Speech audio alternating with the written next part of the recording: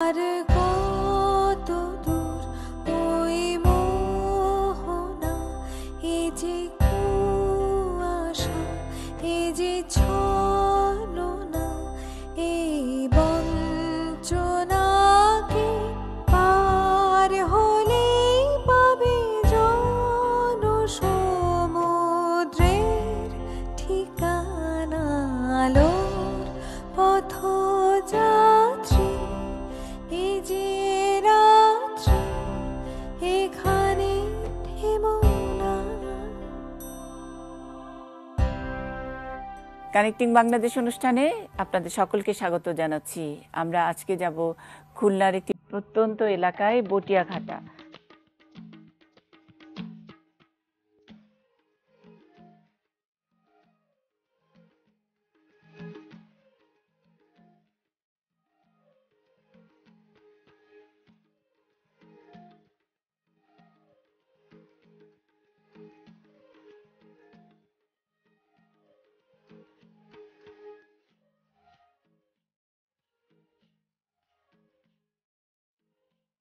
বটিয়াঘাটার কথা এটিএন নিউজের দর্শকরা একটু মনে করতে পারেন। আমরা কিছুদিন আগেই সেখান থেকে একজন সংগ্রামী নারীকে দেখিয়েছি, যিনি অনেক দিন ধরে তার ন্যায্য অধিকার, অর্থাৎ হিন্দু আইনে যে মেয়েদের সম্পত্তির অধিকার থাকে না, সেটা নিয়ে অনেকদিন লড়াই করেছেন। অশীতিপর বৃদ্ধা গৌরীদাসী মণ্ডল তিনি আছেন সেখানে, তিনি এখনও জীবিত আছেন এবং গত বছরই আমরা ওনার ওই এলাকাটিতে গিয়েছিলাম। লম্বা সময় ধরে, প্রায় 60 বছর ধরে একটি মামলা বিভিন্ন বংশ পরম্পরায় চলে আসছিল এবং গৌরীদাসী তার রায়টি পেয়েছেন। এখনও তার যে সম্পত্তির অধিকার, অর্থাৎ তার আদালত রায় দিয়েছে, রায়ের কপি ইতোমধ্যে হয়ে যাওয়ার কথা, কিন্তু সেটাও একটা দীর্ঘসূত্রিতার মধ্যে পড়ে আছে। যারা আজকে এই অনুষ্ঠান দেখছেন, যারা সমাজকর্মীরা, যারা গৌরীদাসীর এই লড়াইকে সেলিব্রেট করেছেন, তাদের প্রতি আজকে এই অনুষ্ঠান থেকে একটা নিবেদন থাকলো। অন্তত গৌরীদাসী তার লড়াই করে যে সম্পত্তির অধিকার পেয়েছেন, যেই জমিটুকু পেয়েছেন, তার নিজের স্বামীর ভিটাটুকু নিজে পেয়েছেন, সেটার কাগজপত্রটার যেন তিনি সত্যি সত্যি হাতে পান। তিনি জীবদ্দশায় যেন নিজের হাতে ওই জমির দলিলটুকু ছুঁয়ে দেখতে পারেন, এইটুকু আমাদের একটা অনুরোধ থাকলো। নিশ্চয়ই আপনারা সহযোগিতা করবেন। এরকম একটি জায়গা থেকে আমরা আজকে মায়েদের কথা শুনবো। বটিয়াঘাটার হাটবাড়ি গ্রামে আমার সহকর্মীরা রয়েছেন এবং তার সঙ্গে সহযোগিতা করবার জন্য আমরা মনোজ কুমার বিশ্বাসকে পেয়েছি। মনোজদা ওখানে একটি ফার্মেসি চালান। আমরা অনেক সময় হাসতে হাসতে দুষ্টমি করতে করতে বলি যে হাতুড়ে ডাক্তার। হাতুড়ে ডাক্তার কিনা জানি না, তবে মনোজদা সবার বিশ্বাস অর্জন করেছেন ওখানে, তিনি আমাদের সঙ্গে সহযোগিতা করছেন। আমরা অনেক দিন পরে যাকে এই অনুষ্ঠানে পেয়েছি, প্রফেসর ডক্টর কিশোর সুলতানা। বলছিলাম হলি ফ্যামিলি রেড ক্রিসেন্ট হাসপাতালের কথা। অনেকেরই নস্টালজিয়া কাজ করে এই হাসপাতালটির নাম শুনলে। একসময় তো ছিল যে মধ্যবিত্ত বা উচ্চ মধ্যবিত্তের একমাত্র ভরসার জায়গা, এখনও হয়তো সেই ভরসার জায়গা। আর সেই ভরসার জায়গাটিকে, অর্থাৎ এই স্ত্রীরোগ যে বিভাগ, গাইনি বিভাগটাকে মোটামুটি আগলে রেখেছেন আমাদের এই ডক্টর কিশোর সুলতানা আপা। অনেক অনেক ধন্যবাদ, কৃতজ্ঞতা জানাচ্ছি। অনেকদিন পর পেয়েছি, আমি আগে স্বীকার করে নিলাম, আমাদের এই যোগাযোগ করতে পারিনি, যার কারণে পাইনি। আমরা চলে যাই বটিয়াঘাটায়, হাটবাড়ি গ্রামে। ঠিক আছে দাদা, কেমন আছেন? জি দিদি, ভালো আছি। আপনি ভালো আছেন? কেমন চলছে ব্যবসাপাতি? হ্যাঁ, ভালো। ফার্মেসির ব্যবসা তো রমরমা এখন, না? হ্যাঁ, একটু কোভিডের কারণে একটু ব্যবসা, করোনায় সবাই হাপিত্তেশ করে, কিন্তু যারা নাকি ওষুধের ব্যবসা, ফার্মেসি, তাদের তো একেবারে বিরাট ব্যাপার। মানে খুব আর কি দোকান বেড়েছে এই করোনার কারণে? একটা না দুইটা? এখন দুটা। আচ্ছা, ওকে। মানে করোনার প্রতি আমাদের শ্রদ্ধা থাকলো। অন্তত মনোজদার তো দুটো দোকান হলো। আজকে কাকে দেখবো প্রথমে? দিদি, ধন্যবাদ কানেক্টিং বাংলাদেশকে এরকম একটা সুযোগ আমাকে দেওয়ার জন্য। আমরা প্রথমেই ডেকে নিচ্ছি মিনতি মণ্ডল। তিনি তার রোগের কথা খুলে বলবেন, প্রথমে বলবেন। আসসালামু আলাইকুম। ওয়ালাইকুম সালাম। মিনতি মণ্ডল, কেমন আছেন? হ্যাঁ, ভালো আছেন? হ্যাঁ, ভালো আছি। ডাক্তার কিশোর সুলতানা, আপনাকে শুনবেন প্রথমে। কি সমস্যা আগে শুনি। আমার সমস্যা আছে সাদা স্রাব, আচ্ছা, আর স্বাস্থ্য ভালো হয় না। দেখি, বুঝতে পারছি, কথা বের হচ্ছে না। তারপর বাচ্চা কয়টা? কোলে তো একটা দেখলাম এতক্ষণ ধরে মনে হয়। 2 জন। 2 জন। বয়স কত মিনতি? 30। 30। বিয়ে হয়েছে কতদিন? 12 বছর। 12 বছর। 18 বছর বয়সে বিয়ে হয়ে গেছে। আচ্ছা, আর স্বাস্থ্য এই কি বিয়ের আগে থেকে এরকম নাকি না, বাচ্চা হবার পরে? বাচ্চা হওয়ার পরে। ছোট বাচ্চাটা তো কোলে ছিল তাই না? হ্যাঁ 2-2.5 বছর বয়স। হ্যাঁ। আচ্ছা আপা, মিনতির জন্য আর কি কি? মিনতি, আপনি বলছেন স্বাস্থ্য হয় না, এটা হচ্ছে আপনার একটা সমস্যা, মানে সাদা স্রাবের কথা বলেছেন সমস্যা, শুরুতে। এবং পরে হচ্ছে ওনার কথাটা হচ্ছে সাদা স্রাবের কথা উনি বলেছেন। এখন এই সাদা স্রাবটা হচ্ছে আপনার কখন বেশি যায়? আপনার কি মাসিকের আগ দিয়ে বেশি যাচ্ছে নাকি মাসিকের পরে বেশি যায়? এটা মাসের ভিতর 2 বার করে দেখা যায়। মাসের মধ্যে 2 বার করে দেখা যায়, মানে মাসিকের সাথে কি এটা সম্পর্ক আছে? না, এটার সাথে সম্পর্ক নাই। সাথে কি আপনার চুলকানি হয়? না চুলকানি না। চুলকানি হয় না। যাদের স্বাস্থ্য খারাপ তাদের বেশি সাদা স্রাব হয়। আপনার স্বাস্থ্য যদি একটু ভালো হয় দেখবেন সাদা স্রাবটা একাই ভালো হয়ে যাবে। আর যেই সাদা স্রাবের সাথে চুলকানি নাই সেটার কোনো চিকিৎসারও দরকার নাই। এটা আপনার শরীরের চোখে যেমন পানি পড়ে ঠিক তেমনি ভাবে জরায়ুর একটা ঘাম অংশ, হয় আমাদের, ঘাম। আমরা ঘেমে যাই, সেটারই একটা ডিসচার্জ সাদা সাদা স্রাব। আপা, আপনি একদম ঠিক কথা বলেছেন। গ্রামে একদম বদ্ধমূল ধারণা, বিশেষ করে আমার মিনতিকে জিজ্ঞেস করলেই পাবেন, ওকে যে কত শত মহিলা গার্জিয়ানরা বলেছে যে তো তুই শুকায় যাচ্ছিস, তোর সাদা স্রাব এই কারণে। বলছে না মিনতি? হ্যাঁ এমন বলে না? হ্যাঁ মানে স্বাস্থ্য ভেঙে যাচ্ছে, তোর সাদা স্রাব এই কারণে, তাই তো? হ্যাঁ এটাই বলে। হ্যাঁ, এটা কিন্তু মিনতি আপনার একটা ভুল ধারণা। আপনি ভালো করে খাওয়া দাওয়া করেন, আপনার কি রুচি আছে? না, মুখে রুচি নাই? নাই। তাহলে আমাদের যে মনোজ দাদা আছেন, আপনি একটু লিখে নেন, ওর ওষুধগুলি একটু বলে দেই। সিরাপ, লিকর, স্কয়ার ফার্মাসিউটিক্যালসের সিরাপ লিকর 2 চা চামচ করে সে 3 বেলা খাবে 15 দিন। আর ট্যাবলেট ভিটামিন বি কমপ্লেক্স প্রতিদিন দুপুরবেলা একটা করে খাবে 2 মাস। সাথে পুষ্টিকর খাবার খেতে হবে, কারণ আপনার অনেক অল্প বয়সে বিয়ে হয়েছে এবং এর মধ্যে 2টো বাচ্চার মাও হয়ে গেছেন আপনি। হ্যাঁ, আপনার খাওয়া দাওয়াটা ঠিক মতো করতে হবে। আর মিনতিকে দেখে একটু টেন্সড মনে হচ্ছে, মানে কেমন জানি। মিনতি, আমাদের সাথে কথা বলতে ভয় লাগছে এরকম, নাকি আপনি সবসময় এরকম একদম ভয়ে কেমন করে থাকেন? এটা মানে অন্যরা হয়তো ভালো বলতে পারবে, দাদাও বলতে পারবে। মিনতিকে আগে দেখছেন মনোজদা? মিনতির সঙ্গে আগে দেখা হয়েছে আপনার? হ্যাঁ, না ইনি এরকমই অনেকদিন থেকে। উনি এরকমই, মানে সারাক্ষণ এই টেনশনের মধ্যে কপাল কুঁচকে থাকে এরকম কেন? শরীর ভালো লাগে না এই জন্য। শরীর ভালো লাগে না।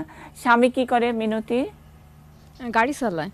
উনি আসলে বুঝতে পারতাম যে সবসময় এত আস্তে কথা বলেন, নাকি বাসায় ঝগড়া করার সময় গলাটা আর একটু জোরে হয়? আচ্ছা, আপনাকে যে ওষুধ দিছে দাদা বুঝিয়ে দেবে, আপনি ওষুধটা খেলে মনে হয় ভালো হবে। আপা, মিনতির জন্য আর কোনো কি পরামর্শ? না, আর পরামর্শের মধ্যে এটাই যে ওর খাওয়া দাওয়াটা ঠিক মতো করতে হবে। আমার মনে হয় যে ওদের হচ্ছে ডিম বা দুধ খেতে কোনো সমস্যা নাই, এই সব এলাকাতে হচ্ছে ভালো মতো পাওয়া যায়। এখন যদি ও সকালে একটা ডিম আর বিকালে একটা ডিম খায়, একটা সমস্যা আছে, যেটা পাওয়া যায়, যেটা মানে ওরা সহজে পাওয়া যায়, সেটা ওদের কাছে এটা একটা সস্তা খাবার। এবং এইটাকে আপনি যখন বলবেন সবজি খাবেন, একটু ডিম খাবেন, ঘরেই তো গরু আছে বা আপনি গরুর দুধ পেতে পারেন, সেটা তারা খুব একটা পছন্দ করে না। কিন্তু মিনতি, আসলে এটাই কিন্তু খেতে হবে। আচ্ছা, আমার আরেকটা সমস্যা আছে। আরেকটা কি সমস্যা? বলেন। গ্যাস হয়। আচ্ছা, গ্যাস হয়। গ্যাস কি খাওয়ার পরে বেশি মনে হয়? এটা দেখা যাচ্ছে দুধ খেলে গ্যাস হয়, তারপরে দুধ আর ডিম যদি একসঙ্গে খাই তাহলে আরো বেশি হয়। আর হয়। আচ্ছা, একসাথে খাওয়ার দরকার নাই। হ্যাঁ, দুধ হচ্ছে রাত্রে শোবার আগে খেয়ে শুবেন, তাহলেও আপনার হচ্ছে অনেকটা ভালো লাগবে। আর খাওয়ার সাথে সাথেই শুয়ে পড়বেন না, আধা ঘন্টা একটু হাঁটাহাঁটি করে নেবেন, তাহলে আর গ্যাস হবে না। আপনি মনোজদা ওকে একটা গ্যাসের ট্যাবলেটও দিয়ে দেন, একটা ওমিপ্রাজল দিয়ে দেন, সকালে একটা রাত্রে একটা 20 মিলিগ্রামের। ঠিক আছে মিনতি, ঠিক হয়ে যাবেন। মিনতি কোনো টেনশন করো না ভাই, তোমার চেহারাটা তো একেবারে টেনশন একদম ভরা। নাই, ও মাইনাস ফিগার। এখন আমরা দেখে নিচ্ছি সাবিত্রী দিদিকে। সাবিত্রী দিদি একটু আসবেন সামনে। হ্যালো আপা, আপনি ভালো আছেন? হ্যাঁ ভালো আছি, আপনি কেমন আছেন দিদি? আমিও ভালো আছি। ভালো আছেন? হ্যাঁ, কি করেন, কাজ কি করেন? কাজ এই বাড়ি সংসারের কাজ ছাড়া আর কি সংসারের কাজ? কাজ। জমিতে কাজ করেন? না, জমিতে করেন না। আচ্ছা, কয়জন আছে ছেলে মেয়ে? আমার আছে 3 মেয়ে আর 1 ছেলে। সবাই বড় তো না? হ্যাঁ, বড় হয়ে সবার গেছে? বিয়ে থাবা দেয়া হয়ে গেছে। একদম। আচ্ছা, আর কি করে স্বামী? নসিমন চালায় ওরা 2 বাপ বেটা। ও বাপ বেটা নসিমন চালায়। আচ্ছা, এখন সাবিত্রীর কি অসুবিধা, শারীরিক অসুবিধাটা কি? আমার অসুবিধা হচ্ছে আমার তল ফেটে কিরম সবসময় জন্য বার উঠায়, আর কিরম মনে হয় যেন প্রস্রাব আসতেছে আবার আসছে না, এই একটা বাপ। আর এই বাম সাইডটি কেমন ব্যথা ব্যথা ব্যথা ব্যথা করে। ও আচ্ছা, কতদিন ধরে দিদি?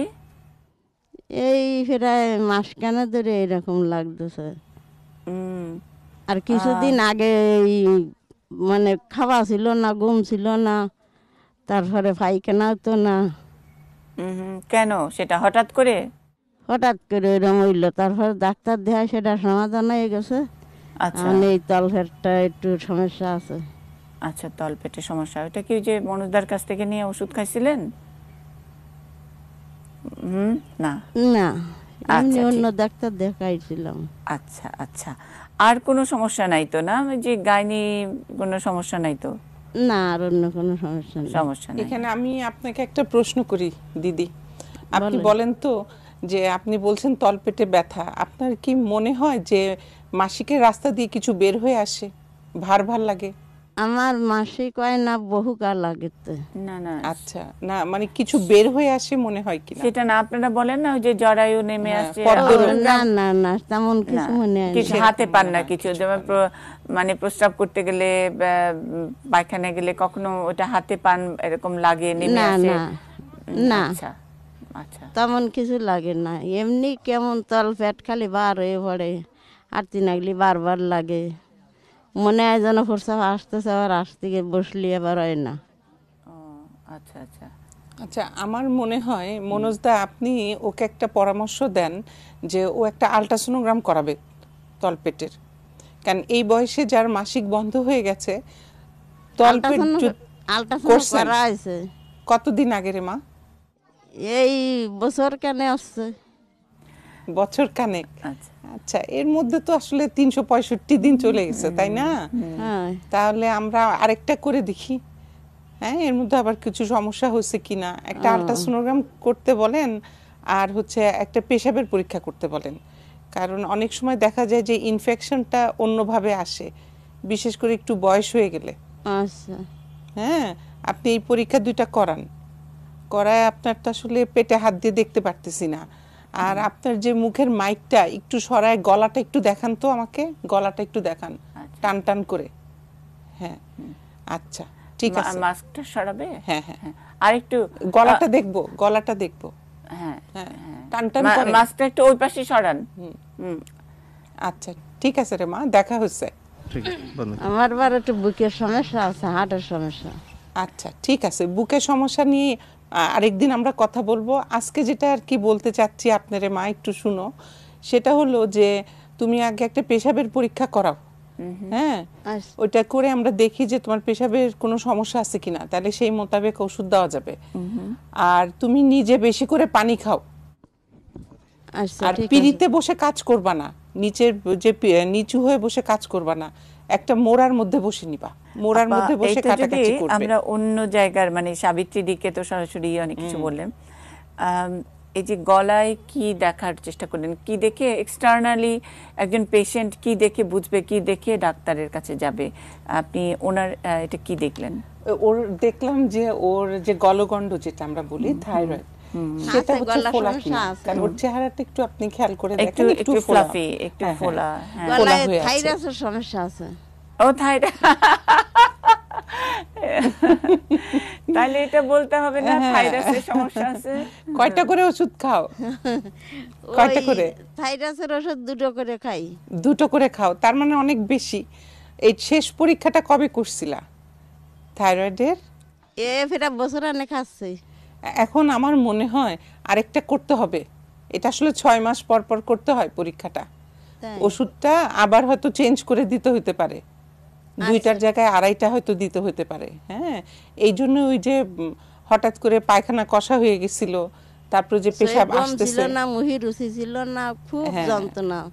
ওই তো ঠিকই আছে। আচ্ছা আপা, এটা কি তাহলে যে থাইরয়েড ডেফিসিয়েন্সি বা Deficiency, বা hypothyroid ইমব্যালেন্স, বলে যেটাকে। মানে ইমব্যালেন্স হয়ে গেলে এটার কি একটা সার্টেন টাইমে এটা বোঝা যায় কোনো সিমটম দিয়ে, যে ওনাকে যেটা জিজ্ঞেস করলেন যে রুচি ছিল না বা কিছু? ও প্রথমে আমাদেরকে একটা কমপ্লেইন করলো, যখন কাছে আসলো আমি মাস্কের উপর দিয়ে বুঝতে পারছিলাম যে ওর চোখ দুটো বেশ ফোলা।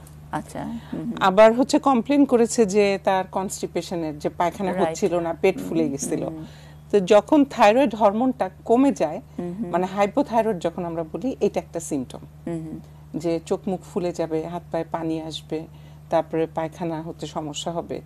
তো ও যখন এটা বলেছে, এই জন্য আমি গলাটা দেখলাম যে সত্যি আবার কোনো ফোলা টোলা আছে কিনা।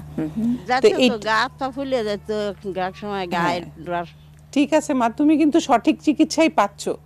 এখন একদম। ওষুধটা আর একটু বাড়াতে হবে কিনা, তোমাকে ওই থাইরয়েডের পরীক্ষাটা আবার করতে হবে।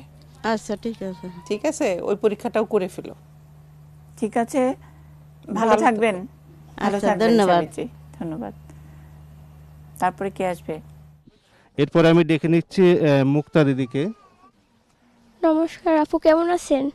ভালো আছি। মুক্তা, কেমন আছেন আপনি? ভালো আছি। হুম, আমার কি- ধাতুর সমস্যা অনেক আগে, বিয়ের আগের থেকে। আচ্ছা, হুম, আর তারপর? তল পেট ভাঙে মানে ব্যথা হয়, আর যেই ধাতু যেদিন হয় সেই দিন পেটে ব্যথা হয়। সেদিন ব্যথা হয়। আর এটা কতদিন হবে, কত বছর ধরে? মানে আমার ধাতু যেদিন থেকে শুরু হয়েছে সেই দিন থেকে, প্রথম বছর। না না না, ধাতুর সমস্যা কত বছর ধরে ভুগতেছেন এটা হিসাব করেন নাই? মানে বলতে পারেন বছর 2 বছর 5, এ তো সেটা একটু জানতে চাই। মানে মাসিকের আগের তাই ধাতু। তা বুঝলাম না, কয় বছর বছর- মাসিক শুরু? অনেক বছর, সেই সময় আমি মনে হয় ছোট ছিলাম ভালোই। ছোট ছিলাম, আচ্ছা, ওকে। এবং তাহলে সবাই বলতো যে এরকম আপনি এরকম শুকনা কাহিল, এই ধাতুর সমস্যা, সাদা স্রাব যায় এ কারণে, এটা বলতো সবাই না? হয়। তাহলে একটু আগে আপা কি বলছে এটা শুনছেন তো? সবাই শুনছেন না? হ্যাঁ। একটু আগে কিশোর আপা কি বুঝাই দিছে? বুঝতে পারিনি। আচ্ছা মুক্তা, তোমার বয়স কত? 17। 17 বছর। বিয়ে হয়েছে কতদিন? 1 বছর। কোনো বাচ্চা কাচ্চা হয়েছে? না। এখনো হয় নাই। আচ্ছা, এই ধাতুর সমস্যাটা বলতেছো যে তোমার বিয়ের আগের থেকে, যেদিন থেকে মাসিক হয়। আর কোনো সমস্যা আছে? আছে, মানে মাজায় ব্যথা, মানে সকালবেলা উঠতেও পারি না, অনেক ক্লান্ত লাগে, কাজ করতে পারি না আমি।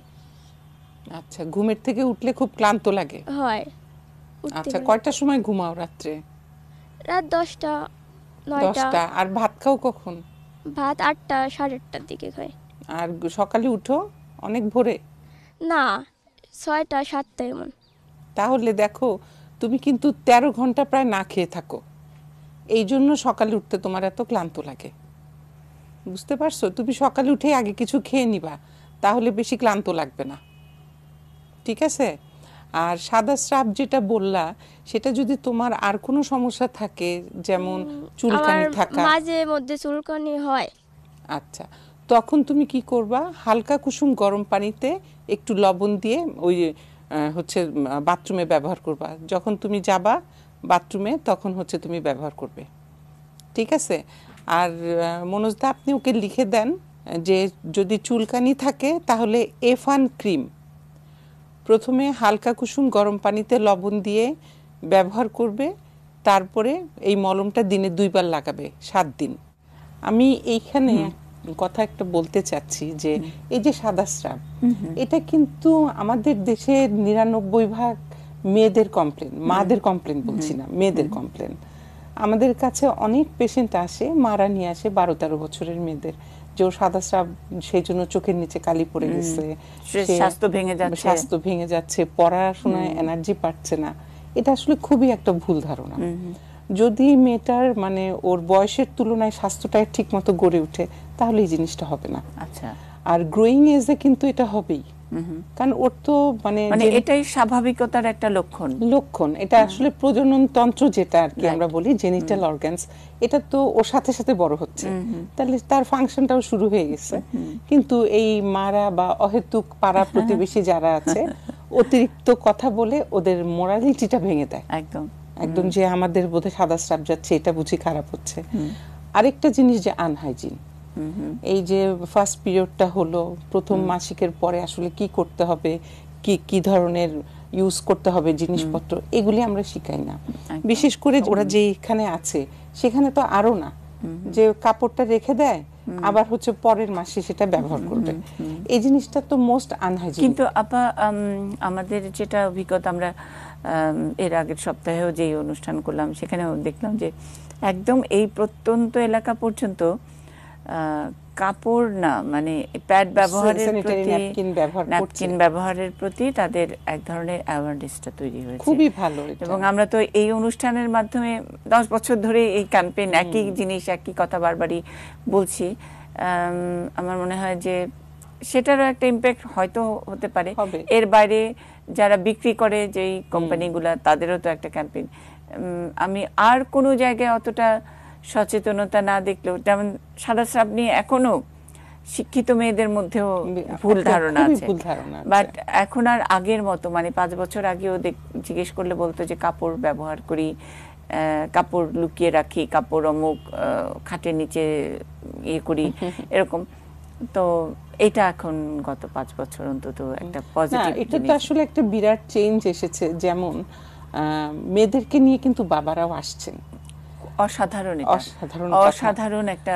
আর হচ্ছে মানে আমরা নিজেরাই জিজ্ঞেস করি তোমার মা কোথায়, হ্যাঁ, বাবাই নিয়ে আসছেন যে আমার মেয়ের অতিরিক্ত মাসিক হচ্ছে, আমার মেয়ের এই সমস্যাটা হচ্ছে। আগে এই জিনিসটা চিন্তাই করা যেত না, যে বাসার মধ্যে লুকিয়ে রাখতো, বাবা ভাই যেন না জানে। কিন্তু এই জিনিসটা খুব সুন্দর একটা পরিবর্তন এসেছে, খুবই ভালো। মেয়েরাও সচেতন হচ্ছে এখন। ওরা হচ্ছে বারবার যে কথাগুলি বলছে আমাদেরকে, যে সাদা স্রাব, শরীরে শক্তি পাই না, কোমরে ব্যথা, এটা ওর 17 বছরের একটা মেয়ের এখনো হাড়ের গঠনটা হয়নি। আচ্ছা, ওকে হচ্ছে ক্যালসিয়াম খেতে হবে, দুধ খেতে হবে, এই জিনিসগুলি করে না ওর হাড়ের গঠনটা হবে। কিন্তু তার আগে তার বিয়ে হয়ে গেছে কাছে, এবং ও যদি, আমার মনে হয় ও একটু পরেই বলবে আমার বাচ্চা হচ্ছে না, মানে চেষ্টা করছে, বাচ্চা হচ্ছে না, কয়েকদিন পরে বলবে, আর 3-4 মাস পরে। মানে এই সচেতনতাটা আমরা হচ্ছে শুধু মেয়েকে না, ওর মাকে গড়ে তুলতে হবে, যে মেয়ের ভয়ের চোটে তারা বিয়ে দিয়ে দেয়, যে সিকিউরিটি না, মনে করে যে একটা মেয়ে বড় হয়ে তাকে চোখে চোখে রাখতে হবে, তার চেয়ে ঠিক আছে শ্বশুর বাড়িতে গিয়ে ওখানে থাকুক। তো এটাতে মেয়েটাকে একটু ইনসিকিউরি করে ফেলে, মানে ফিজিক্যালি এক্স্যাক্টলি। মানে ওর যে হাজবেন্ড, ওর বয়সটা তো আমরা জানি না, সে তো নিশ্চয় একটা বয়স্ক লোক হবে, 25 প্লাস হবে, ও মাত্র 17 বছর। তারও তো একটা ফিজিক্যাল যে রিলেশনের যে হাইজিনটা মেনটেন করা সে শিখে নাই। তাকে কি খেতে হবে, হাজবেন্ডের সাথে হচ্ছে তার যে রিলেশনটা হচ্ছে, ইন্টিমেসি হচ্ছে, সেটারও তো একটা ইম্প্যাক্ট আছে। ওইটার জন্যই হচ্ছে তাদের শরীর স্বাস্থ্য আরো খারাপ হয়ে যায়। মুক্তা, তুমি চিন্তা করো না, হ্যাঁ, তুমি খাওয়া দাওয়া করো, আর হচ্ছে আমরা ওষুধ দিয়ে দিচ্ছি, ওষুধ খাও। মনোজদা ওর জন্য লিখেন ট্যাবলেট ক্যালবোডি, সকালে একটা রাত্রে একটা, 3 মাস খাবে। আর হচ্ছে ট্যাবলেট স্যান্টোজেন লেখেন, এটা দুপুরবেলা একটা করে খাবে 3 মাস। স্যান্টোজেনটা মাল্টিভিটামিন, মাল্টিভিটামিন, এটা মানে অন্য আরেকটা ফার্মাসিউটিক্যালসের নাম বললাম। আর মুক্তা, তোমাকে কিন্তু বেশি ভারী কাজ করা যাবে না। যেমন ধরো যে একদম কলসি, একটা পানি ভরা কলসি নিয়ে তুমি বারবার হেঁটে আসলা, এটা কিন্তু করা যাবে না। এই জন্যই হয়তো তোমার কোমরের ব্যথা হচ্ছে। এটা তো করো তুমি, নাকি কল চাপতে হয়? হয়। এটা একটু বুঝে শুনে করবা, ঠিক আছে? আচ্ছা, ঠিক আছে, আমরা তাহলে পরের পেশেন্ট দেখি। হ্যাঁ, ধন্যবাদ। আমরা এখন ডেকে নিচ্ছি সরস্বতীকে। সরস্বতী আসবে। নমস্কার, ভালো আছেন দিদি? নমস্কার, কেমন আছেন দিদি? ভালো আছেন? আপনি ভালো আছেন? হ্যাঁ, ভালো আছি, বলেন। আমার এই সমস্যা আছে, এই তল পেটের এই দুই সাইডে জ্বালা করে আর ব্যথা ফলে। আমার কিন্তু অপারেশন আছে, জরায়ু। তারপরে আপনার জরায়ুর অপারেশন মানে? অপারেশন হয়ে গেছে আর কি, কাটিয়ে ফেলাই দেয়। ফেলে দিয়েছেন? হ্যাঁ। বের হয়ে গেছিল মানে দেখা যেত বা হাতে পাইতেন এরকম? এই আপনার টিউমার হয়েছিল। টিউমার হয়েছিল, আচ্ছা। আর কত বছর আগে অপারেশন? 10 বছর তো হয়ে গেছে। আর যে তলপেটে ব্যথা, ওটা কি আপনার মনে হয় অপারেশনের পর থেকে ব্যথাটা শুরু হয়েছে? হয় হয় হয়। আচ্ছা, আর আর কি আছে? অ্যাপেন্ডিসাইটিস অপারেশন আছে আমার। তাই এখন আর কারণটা কি তা তো বুঝতে পারতেছি না, যে ওই প্রস্তাবটা মাঝে মাঝে বেশি হচ্ছে, আর ওই তলপেটে দুই সাইডই ফুলতেছে, আর একটু জ্বালা করে, রি রি রি রি করে জাল বাটার মতন দুই সাইডই। আচ্ছা, এইগুলো আমি বুঝতে পারতেছি। সরস্বতী, আপনি একটু আমাকে বলেন আপনার বয়স কত? 55। 55। আর এই যে ব্যথাটা আসছে তলপেটে, এটা কবে থেকে? এটে হ্যাঁ, এই অপারেশনের পরের থেকে এই ব্যথাটা। মানে 10 বছর ধরে ব্যথা হয়? আচ্ছা, তাহলে আপনি যে বলতেছেন যে ফুলে ফুলে উঠে, কখন ফুলে উঠে? দুই সাইড থেকে ওই মাঝে মাঝে এরকম হয়। এই তো কয়েকদিন আগে এরকম। কাশি দিলে ফুলে উঠে নাকি এমনি ফুলে উঠে? না না না, এমনি ফুলে। আচ্ছা, এমনি ফুলে উঠে, ঠিক আছে। প্রস্রাবও বাড়ে। প্রস্রাবও বাড়ে। আচ্ছা, প্রস্রাবও বাড়ে, ওটা কি ঘন ঘন হয়?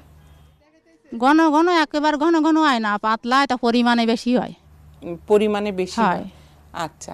তাহলে আমার প্রস্রাবে যে সময় হয় সে সময় গেজা গেজা গেজা গেজা দেখা যায়। তাহলে আমার মনে হয় মনোজদা, ওকে আপনি একটু বেশি করে পানি খেতে বলবেন। আর যখন তলপেটে ব্যথা থাকবে এবং ঘন ঘন পেশাব হবে, ওকে লিখে দেন সিরাপ। আর মাজায়ও যন্ত্রণা থাকে, মাজায়। আচ্ছা আচ্ছা, আমরা ওষুধ লিখে দিচ্ছি মা। সিরাপ ইউরিক্যাল প্লাস, এটা 2 চা চামচ 1 গ্লাস পানিতে মিশিয়ে দিনে 2 বার খাবে। সরস্বতী, আপনি কি কোনো ওষুধপত্র খান? অন্য কোনো ওষুধপত্র? খাইছি, এই জন্য খাইছি। এখন খান কি না? না, এখন খাই না। আচ্ছা, এখন খান না। 250 বেডে গাইনি ডাক্তার দিয়ে দেখাই একটু ভালো ছিলাম অনেকদিন। তাহলে আর সাথে ওকে একটা ক্যালসিয়াম দেন, মেরিন ক্যালডি, সকালে একটা রাত্রে একটা। পেট ব্যথা বেশি হলে ট্যাবলেট অ্যালজিন খাবে, ট্যাবলেট অ্যালজিন, সকালে দুপুরে রাত্রে 3 দিন, যদি ব্যথা বেশি থাকে। আর যদি বেশি ব্যথা করে সরস্বতী, একটুখানি গরম সেক নিতে হবে। বেশি ব্যথা মানে এরকম হয়, আমি এই আঁটু চাপিয়ে বসতেই পারি না। ও, ওটা আসলে একটু বয়স হচ্ছে তো, 50 বছর পার হয়ে গেছে, এখন শরীরের হাড়ের ক্ষয় হবে। হাড়ের ক্ষয় হতে থাকে, সেজন্য কিন্তু ক্যালসিয়াম বুড়ি দিয়ে দিলাম। হ্যাঁ, এটা 3 মাস খেয়ে দেখেন। হ্যাঁ, আর গা মাথা ঘরে দুর্বল লাগে। ঠিক আছে, সব ঠিক হয়ে যাবে ইনশাল্লাহ। আচ্ছা, ভালো থাকেন। চিন্তার কোনো কারণ নাই সরস্বতী দি, ঠিক হয়ে যাবে। ওষুধ লিখে দিচ্ছেন। এই বয়সের মানে মহিলাদের সবচেয়ে বেশি কঠিন সমস্যা হাত পা ব্যথা করে, কোমর ব্যথা করে। কারণ ওর যদি স্বাভাবিকভাবেও মাসিকটা বন্ধ হয়ে যেত, 55 রানিং, তাহলেও কিন্তু তার মানে হাড়ের ক্ষয় শুরু হয়ে যায়। আমরা তো সবচেয়ে বেশি অবহেলিত অংশটা হচ্ছে এই বয়স্ক মানুষের, মানে মিডল এজ বা মিডল এজ। কারণ সংসারে কিন্তু ওদের ভূমিকাটা সবচেয়ে বড়, কিন্তু কেউ তাদের দিকে তাকায় না, নিজেরাও আসলে ফিরে তাকায় না নিজেদের দিকে। আসলে এই বয়সে একটা করে ক্যালসিয়াম নেওয়া উচিত সব মাদের। আর হচ্ছে একটু দুধের পরিমাণটা বাড়ানো উচিত, বা দুধ জাতীয় খাবার, দই, টক দই, সেটা তো তারা করবেই না, উল্টা সব বাঁচায় বাঁচায় রেখে অন্যদের খাওয়া দেয়। কাজেই সরস্বতীর কিন্তু একটু দুধ টুধ খাইতে হবে। দুধ তো খাই, বাড়ির দুধ আছে, কিন্তু গ্যাস হয়েছে অতিরিক্ত। এটাও একটা হ্যাঁ গ্যাস হয়, তাহলে দই করে খান, গ্যাস হবে না তাইলে। আমরা দুধ তো সবসময়, আমাকে বাড়ি গরু আছে, আমরা নিজেরাই দুধ দুয়ে খাই। আচ্ছা তাই যে ওই গ্যাস হয়ে বমি আসে সে সময় খাতি পারি ও, না, খাতি তাহলে হয়। তাহলে দই খাবেন, টক দই, মানে কম, মানে মিষ্টি ছাড়া দইটা আর এই করবেন। মাজার থেকে পিছন দিকতে আর এই গুড়ালি তাকতি, আচ্ছা। গুড়মুড়ো তাকতে শিরায় টান পড়ে, আটতে পারি নিয়ে। হ্যাঁ ওই যে ওষুধ দিয়ে দিছি, আচ্ছা হ্যাঁ ওষুধ দিয়ে দিছি, ওই ওষুধটা খেয়ে দেখেন, আমার মনে হয় আগের চেয়ে একটু ভালো লাগবে, আচ্ছা, খেয়ে দেখেন। ভালো থাকেন তাই। ঠিক আছে, আমরা পরের পেশেন্ট দেখি মনোজদা। এবার আমাদের মাঝে আসবেন রিয়া, আমাদের পরের পেশেন্ট রিয়া, একটু সামনে আসেন। সবার কোলে একটা করে একটা ছোট করে ছোট হ্যাঁ। বাচ্চা। কি নাম? রিয়া, ভালো আছেন আপু? হ্যাঁ ভালো আছি রিয়া, আপনি কেমন আছেন? ভালো। আচ্ছা, কয় নাম্বার বাচ্চা এটা? এই প্রথম। প্রথম। ও আচ্ছা, স্বামী কি করে? গাড়ি চালায়। গাড়ি চালায়। নসিমন? হয়। আচ্ছা, এই কি সমস্যা শুনি এখন? আমার বাচ্চা হওয়ার পরে খুব পরিমাণে সাদা সিরাপ ভাঙে, আচ্ছা। আর মাসিকের সময় পেটে ব্যথা করে। হুম। আর বাচ্চা পেটে থাকতে পড়ে গেছিলাম কলস নিয়ে, তারপর থেকে মাজায় খুব ব্যথা করে, মানে শুয়ে থাকলে দাঁড়াতে পারি না, বসলে ফস করে উঠে দাঁড়াতে পারি না, কাজ করতে কষ্ট হয়। বাচ্চা পেটে থাকতে মানে বাচ্চা তখন কত মাসের পেটে? ওই 2-3 মাস। তো কোনো বাচ্চা হইতে তো কোনো অসুবিধা হয়নি, মানে বাচ্চারও তো কোনো অসুবিধা হয়নি? না বাচ্চা কি বাড়িতে হয়েছে না হাসপাতালে? না, মানে ক্লিনিকে হয়েছিল, মিনি সিজার করা। মিনি মানে সিজার? মিনি সিজার মানে নরমাল Stitch. ডেলিভারি হয়েছে, নিচে স্টিচ, হ্যাঁ স্টিচ স্টিচ হয়েছে। হয়েছে। আচ্ছা ওকে। তাহলে আর ওর মানে বাচ্চা মূল সমস্যা হলো সাদা স্রাব, তাই তো? পেট হ্যাঁ। পেট ব্যথা, মাসিকের সময় ব্যথা। পদ্ধতি কি নেন এখন? কিছু না। আচ্ছা কিছু পদ্ধতি নেয় না। আচ্ছা। আচ্ছা। তাহলে রিয়ার জন্য কি হ্যাঁ, পরামর্শ? রিয়ার জন্য পরামর্শ হচ্ছে, রিয়া আসলে তোমাকে ওষুধ খেতে হবে। হ্যাঁ ওষুধ লিখে দিচ্ছি, লেখেন মনোজদা। ট্যাবলেট জিথ্রিন 500 মিলিগ্রাম, প্রতি রাত্রে 2টা করে খাবে 2 দিন, তারপরে 1টা করে খাবে 4 দিন, মোট 6 দিনের ওষুধ। তারপর ট্যাবলেট সেকনিড ডিএস, রাত্রে 1টা খাবে মানে 1 দিনের জন্য। তারপর ট্যাবলেট পেন্টোনিক্স 20 মিলিগ্রাম। ঠিক আছে, এই ওষুধটা হচ্ছে ওর এই ব্যথার জন্য, কোমরের ব্যথার জন্য, সাদা স্রাব আসে সেই জন্য। আর ও বলছে আরেকটা কথা যে প্রতি মাসে মাসিক হলেও তলপেট ব্যথা করে, তাই না রিয়া? হয়। হ্যাঁ, ওইটার জন্য আপনি লিখে দেন ট্যাবলেট ডিজমেন, DYSMEN, ডিজমেন 500 মিলিগ্রাম, সকালে 1টা রাত্রে 1টা, 3 দিন ভরা পেটে খাবে, সাথে গ্যাস্ট্রিকের ওষুধ খাবে। এটা হচ্ছে কবে খাবে? যেদিন থেকে ওর মাসিক হবে, মাসিকের ব্যথা হলে ও এই ওষুধটা খাবে। এটা আপনি একটু ওকে বুঝাই দিয়েন, ঠিক আছে? এই যে সমস্যাটা হচ্ছে বললো, এটা হচ্ছে দেখা যায় যে মানে পেলভিক ইনফ্ল্যামেটরি ডিজিজ, মানে প্রজনন তন্ত্রের প্রদাহ, যদি আমরা মানে একটু বাংলায় বলতে গেলে বেশি কঠিন শব্দ আর কি। আচ্ছা। মানে এইটা হচ্ছে যে একটা বাচ্চা হলো, একটা মেয়ে, সে তো আসলে বসে থাকে না। ওর যেমন নর্মাল ডেলিভারি হয়েছে, হাসপাতালেই হয়েছে, কিন্তু তার পরের দিন বা 2 দিন পর থেকে সে কাজে চলে গেল। আচ্ছা। তারপরে হাইজিনটা ঠিকমতো মেইনটেইন মানে করলো এটা না। এটাও ঠিকঠাক করে ওর কেয়ারটা হয়নি। ওর এটা কেয়ারটা হয়নি ঠিকঠাক মতো। অনেকেই এইটার মানে অভিযোগ করে যে এই বাচ্চা হওয়ার সময় অ্যানেস্থেশিয়া লাগে, তারপর থেকে কোমর ব্যথা শুরু হয়। এটার সঙ্গে তো এটার কোনো না না, সম্পর্ক নেই। এটার সাথে কোনো সম্পর্ক নাই। যে বাচ্চা হওয়ার সময় মানে সিজার করার সময় কোমরে হচ্ছে ইনজেকশনটা দেয়, সেটা অন্য জিনিস। কিন্তু এইটা হচ্ছে কিন্তু কোমরের মানে ইনজেকশন, বাচ্চা হওয়া, কোমর ব্যথা, এটার সাথে তো কোনো না, এই মানে জরায়ু বা প্রজনন তন্ত্রের প্রদাহর সাথে এই ইনজেকশনের কোনো সম্পর্ক নাই। এটা মানে হচ্ছে আমরা যেহেতু মানে স্পাইনাল কর্ডের উপরে ইনজেকশনটা দেই, যেটা স্পাইনাল অ্যানেস্থেশিয়া বলে, সেই ইনজেকশনের জন্য সবারই যে ব্যথা হবে তা না। আচ্ছা, কিন্তু কারো কারো হয়, কারো হয় যে মাসেল পেইন হয়। আচ্ছা। তারপর যেই জায়গাটাতে দিল হাড়, দুটো হাড়ের মাঝখান দিয়ে দেয়, সেখানে যদি একটু ইনফেকশন বা ইনফ্ল্যামেশন হয় সেখানে হতে পারে, সেটা একদম সম্পূর্ণ অন্য জিনিস এবং এটা ভালো হয়ে যায় ওষুধে। আর ওরা যেটা বলছে যে হাসপাতালে ডেলিভারি হয়েছে, সেই জিনিসটা কতটুকু হাইজিনিক হয়েছে, আমরা ধরেই নিলাম হয়েছে হাইজিনিক, তারপর সে যখন বাসায় ফেরত আসলো সে কতটুকু তাকে মেনটেন করতে পেরেছে। এবং ইনভ্যারিয়েবলি দেখা যায় যে 80% মাদের এই সমস্যাতে তারা ভোগে প্রথম 1 বছর, এবং তারপরে সেটা পার্মানেন্ট হয়ে যায়, যে ওষুধ দিব সে 6 মাস ভালো থাকবে, আবার 6 মাস পরে এবং এটা একটা মানে চক্র আকারে ঘুরতেই থাকে। আচ্ছা আচ্ছা, তাহলে মানে এই ক্ষেত্রে মানে আগাম কি কোনো প্রিকশন পরামর্শ? আগাম প্রিকশন হচ্ছে যে ডেলিভারি, সেটা নরমাল ডেলিভারি হোক, মাকে একটু বিশ্রামে থাকতে হবে আসলে। ও বলেছে সাইড কাটা, মিনি সাইড কাটা, যেটা উনি আপনি বুঝতে পারলেন না, সেটা হচ্ছে যে মানে মিনি সিজারটা হচ্ছে নরমাল ডেলিভারি হচ্ছে, আমরা নিচে যে একটু কেটে, যেটাকে আমরা এপিসেটমি বলি, সেটা কেটে হচ্ছে আমরা হচ্ছে এটা করি, বেবিটাকে আউট করি, সেটা হচ্ছে মিনি সিজার। এখন এইটা হচ্ছে সে কতটুকু যত্ন নিয়েছে, ওখানে তো একটা কাটা পড়লো, ঠিক মতো সে মানে পরিষ্কার পরিচ্ছন্ন থাকতে পেরেছে কিনা, এইটার উপরে অনেকখানি নির্ভর করে তার পরবর্তী এই সমস্যাটা আসতে পারে। আমরা তাহলে রিয়ার জন্য তো ওষুধ দেয়াই আছে না আপা? যথেষ্ট দেয়া আছে। দাদা আপনি তো লিখেছেন রিয়ার ওষুধ? জি দিদি লিখছি ওটা। হ্যাঁ, রিয়ার ওষুধগুলো তো লিখেছেন আপা, রিয়ার জন্য তার কোনো আর কিছু লাগবে না। আমরা পরের পেশেন্ট দেখি। হ্যাঁ, পরে কে আসবেন? নিপা দিদি আছেন। নিপা দিদি আসছেন। হ্যালো দিদি, ভালো আছেন? হ্যাঁ ভালো আছি।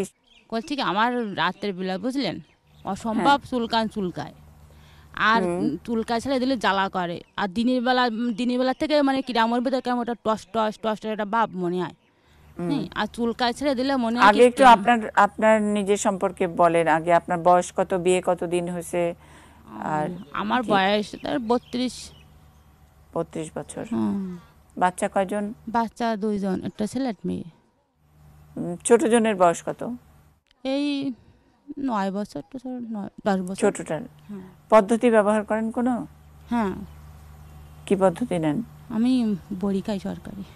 আচ্ছা আচ্ছা, তাহলে এখন প্রবলেম বলেন। ওই তো ওই প্রবলেম আছে ওইটা, রাতের বেলা মানে অসম্ভব চুলকায়, আর চুলকায় ছেড়ে দিলে মনে মনে জ্বালা করে, আর কি একটা মানে কষ একটা ভাব আসে, আটা আর দিনের বেলা থেকেও কিরম একটা মানে একটা টস টস টস একটা ভাব। আচ্ছা, কতদিন ধরে এরকম চুলকানি? অনেক দিন ধরে, মাঝে একটু কমছিল, কিন্তু ইদানিং আবার মানে বেড়েছে। কিভাবে কমছিল? ওষুধ খেয়েছেন? না, খালি আচ্ছা। রাত্রির বেলা মানে না চুলকায় আমি পারি না। এখন যে চুলকানিটা আপনার শুরু হয়েছে কতদিন ধরে শুরু হয়েছে? ধরেন সপ্তাহখানেক। তো আপনার শেষ মাসিক কবে হয়েছে? আমি তো ধরেন আমি সবকিছু খুলে বলি, লজ্জা কথা তা তো বলতে হবে না। লজ্জা কিছু না, বলেন।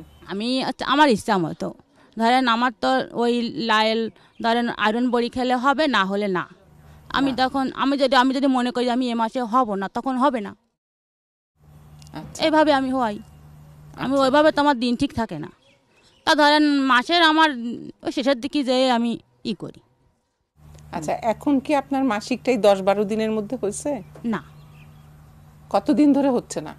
মানে আমি তো হচ্ছি না, তাই হচ্ছে না। কতদিন ধরে? এই 1 মাস ধরেন, এই মাসের ধরেন শেষের দিক যে আমি হব, এখন তো কেবল প্রথম দিকে। আচ্ছা ঠিক আছে, আগের মাসের শেষের দিকে যে হয়েছিল। ঠিক আছে, তাহলে আপনার যেই কাজটা করতে হবে, ওই যে বললাম এর আগে, হালকা কুসুম গরম পানিতে লবণ দিয়ে জায়গাটা ধুইতে হবে। ঠিক আছে, ধোয়ার পরে যে মলমের নাম বলে দিচ্ছি, ওই মলমের নামটা হচ্ছে আপনাকে লিখে দিবে মনোজ দা। আপনি লিখেন ট্যাবলেট ফেনাডিন 120 মিলিগ্রাম, প্রতিদিন সকালে একটা করে খাবে 10 দিন। আর হচ্ছে ওই এফান ক্রিমটা আবার লিখে দেন ওকে, মলমটা ও দিনে 2 বার করে লাগাবে। আর ওর হচ্ছে ডায়াবেটিস পরীক্ষাটা একটু করতে হবে। ডায়াবেটিস আছে দিদি, কিন্তু পরীক্ষা অনেকদিন করানো হয় না। হ্যাঁ, তোমার ডায়াবেটিস দেখতে হবে, আর ওই জন্যই চুলকায়। আর কি জানেন, মানে যদি ধরেন প্রস্রাব আসে তখন আমি যেতে পারি না, মানে কি ধরে রাখতে পারেন না। হ্যাঁ। তোমাকে ডায়াবেটিসের পরীক্ষা করতে হবে রে মা, আমার মনে হয় ডায়াবেটিসটা বাড়ছে, ওই জন্যই চুলকাচ্ছে। আচ্ছা। ডায়াবেটিসের ওই রক্তের যদি সুগারটা না কমে তাহলে 1000 ওষুধ দিলেও এই চুলকানি ভালো হবে না। আগে সুগারটা কমাতে হবে। তাহলে নিপার জন্য আর কি আর কিছু লাগবে না, আর কিছু লাগবে না। ডায়াবেটিস পরীক্ষা আর ওষুধ যেটা ওষুধ খেতে হবে, ডায়াবেটিসের ওষুধ খেতে হবে, ডায়াবেটিসেরও চিকিৎসা করতে হবে। ঠিক আছে নিপাদি? আচ্ছা আচ্ছা, ধন্যবাদ দিদি। আচ্ছা, ধন্যবাদটা পরে হবে, কারণ আমাদের এই অনুষ্ঠান আমি জানি যে 2 পর্ব চলবে, সুতরাং বরাবরের মতো যা করি, অনেক পেশেন্ট থাকেন এবং কিশোর আপাকে তো অনেক দিন পরে পেয়েছি। আজকে তো চেষ্টা ছিল আমার যে পেশেন্ট যদি অনেক থাকতো, যদি 100 পেশেন্ট থাকতো, আমরা যতক্ষণ 6 ঘন্টা 7 ঘন্টা 8 ঘন্টা যাই লাগুক না কেন পুরোটা সময় আপনাকে রেখে সবার সাথে কথা বলিয়ে নিতাম, এবং তারপরে সেটা আমাদের যে নির্ধারিত টাইম অনুযায়ী 1 পর্ব 2 পর্ব যাই করি না কেন, যাই হোক আপা বাকিটুকু বসতেই হবে এবং ওনাদের সাথে কথা বলতেই হবে। আমি আপাতত বিদায় নেই, আগামী সপ্তাহেও এই একই জায়গায় থাকছে, অর্থাৎ খুলনার বটিয়াঘাটার হাটবাড়ি গ্রামে থাকছেন ডাক্তার কিশোর সুলতানা এবং থাকছেন আপনারাও, নিশ্চয়ই দেখা হবে।